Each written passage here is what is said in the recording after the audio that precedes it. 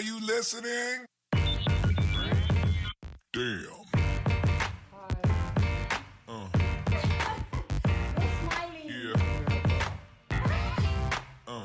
Welcome back to the Business of Influence podcast, brought to you by Style ID Africa. I am still Leroy Marc, and this time I am coming to you on the left and right of a CEO. Let me tell you, Musa Kalenga not only is the CEO of the Brave Group, but he's also a Mail and Guardian Top 200. Yes, it was 10 years ago, but when you are a veteran of the Mail and Guardian Top 200, when you were still at the beginning, you must know you're worth your salt. Musa, thank you so much for joining us. What an introduction.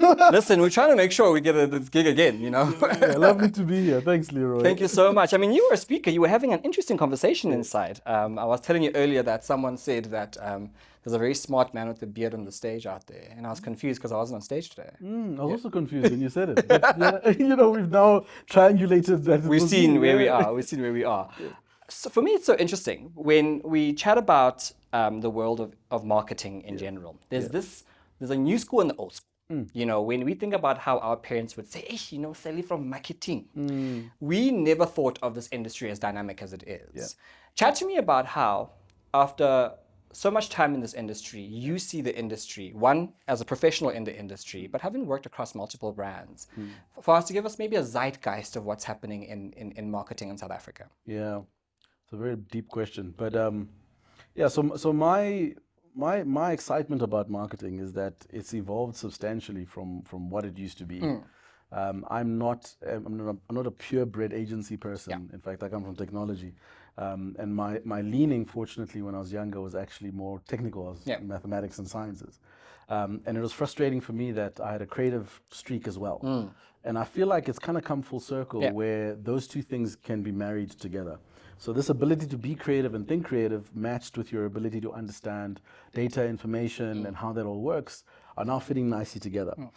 It is creating discomfort for a lot of people because the traditional way is just, the marketing people or the ad people just do the pretty pictures thing.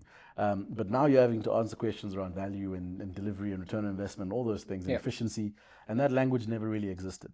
So the zeitgeist of where we are at now is I think we've got a really unique opportunity to reinvent that for marketers. For the longest time, a lot of people also felt because of that, marketing wasn't being invited to the table, as an example. It was very vacant in the C-suite. Correct. Very few marketers there. Correct. So that conversation, I think, is changing rapidly.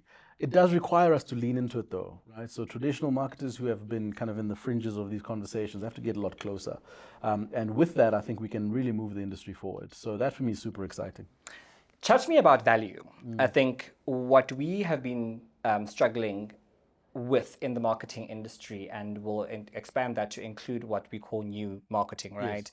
The digital platforms, social media, influencer marketing, content creation, is being able to quantify the value. Yes. The guys in sales with the C-suite can say this is how much we've sold. You know, the guys in HR can say we've got these many professionals, we've fired these many people.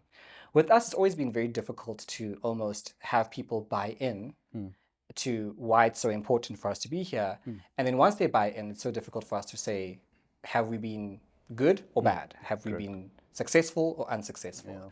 So chat to me about this matrix that we can't seem to figure out, especially as the Brave Group. You guys work in this industry. How do you then translate to your clients if we've done well or not?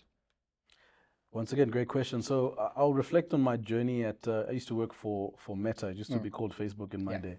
And it was a typical challenge we used to face there, where you were trying to convince advertisers and marketers to spend money on this nebulous space where there'd be likes, shares, and comments, and they'd ask exactly the same question. They'd say, "What does that deliver for me?" And at the time, there was huge gaps from a data point of view. So you could say I'm spending 500 Rand on Facebook, but I could never connect that to a till in Pick and Pay or ShopRite Checkers because there was a data gap.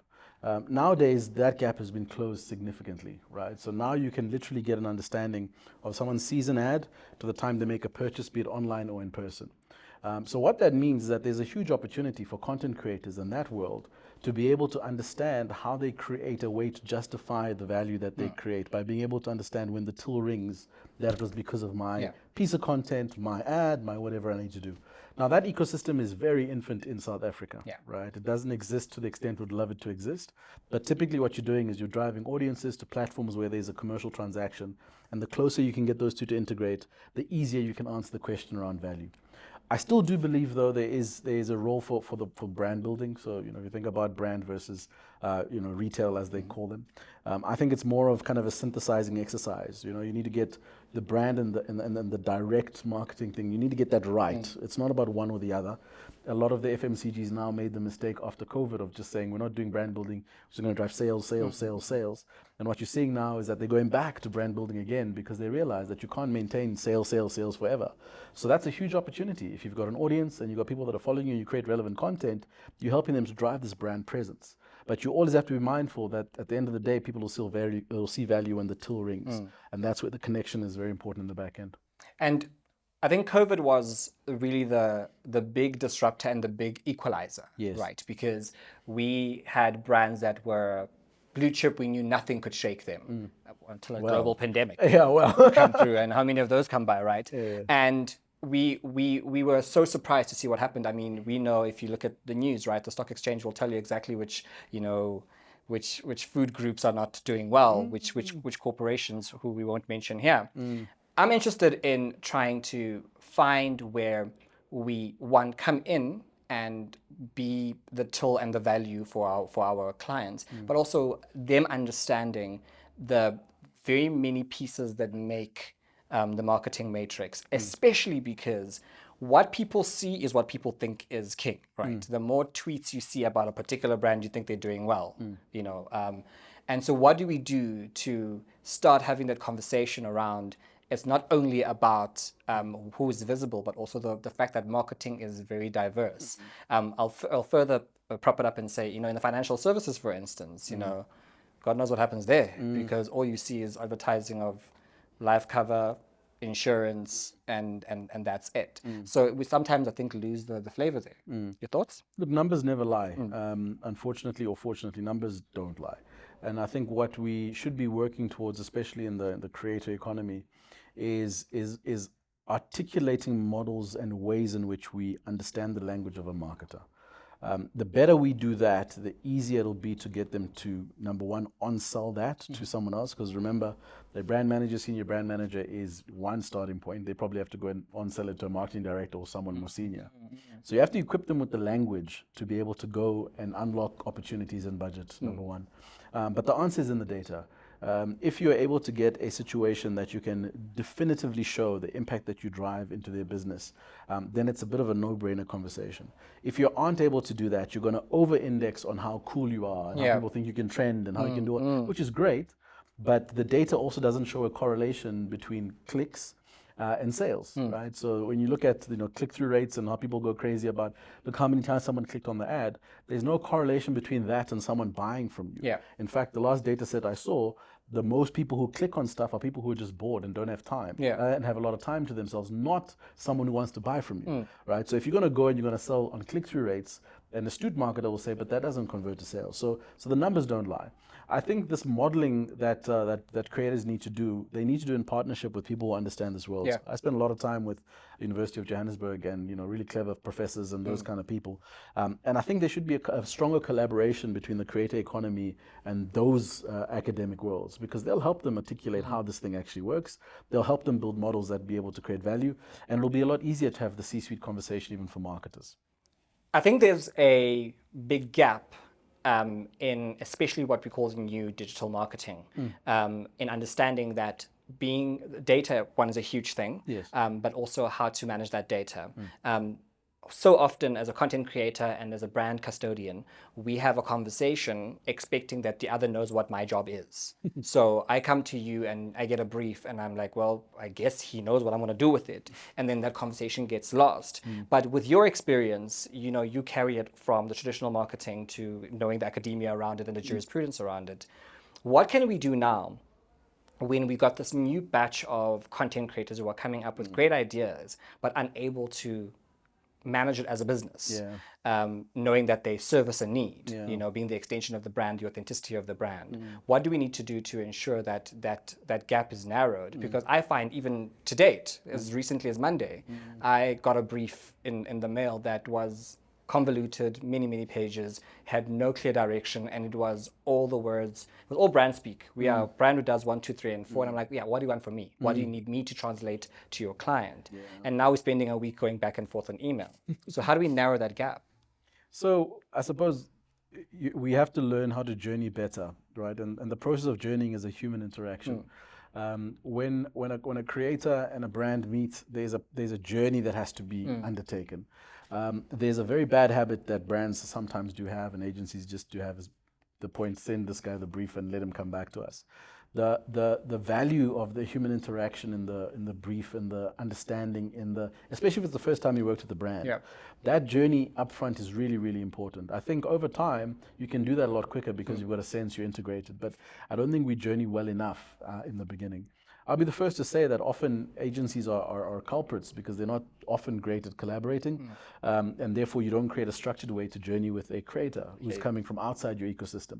The best way to do that kind of thing is to make sure that there is actually a systemized way. You on-take people for periods of time. They get really inculcated. They understand what's going on. The bells and the whistles are clear. You can focus on what you need to do on the brief, and then you move a lot quicker. I have never seen that systemized sufficiently in my view. Right? So every single time it feels like it's a first interaction, and every single time it feels like you're having to start again, which I think is problematic. So number one, we need a journey better.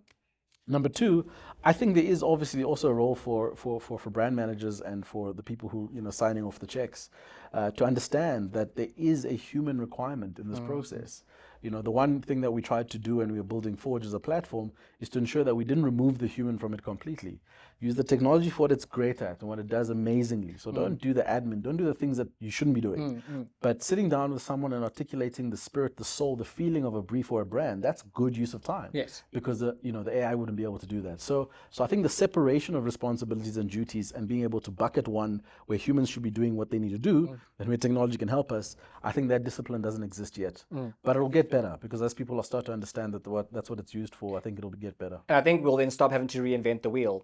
Every time when you get a brief, we have to do this massive onboarding where it's, by now, for someone who's doing this as a career, whenever you go to the office, you don't learn how to start your computer up every day. You get to a point where it doesn't even exist. And also, I mean, if you think about even just sending a brief via email, there's also this false sense of security for the person who's sending the brief that by pressing send, my job is done. Right? You've received and understood.